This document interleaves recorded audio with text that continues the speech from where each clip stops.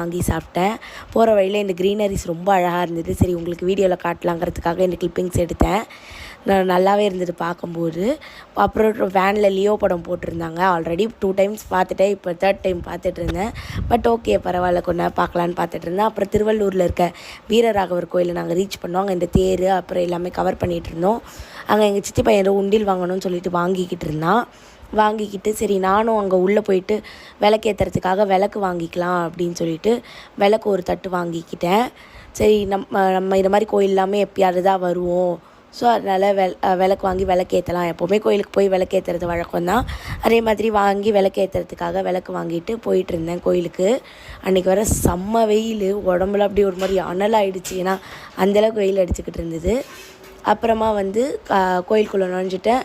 வாசப்படியை தொட்டு கும்பிட்டுட்டு நம்ம உள்ளே போயிட்டோம். உள்ளே போயிட்டோடனே வாங்கின விளக்கு ஏற்றலாமே அப்படின்னு சொல்லிட்டு ஏற்றுறோம். இப்போ முன்ன மாதிரி ரெடிமேட்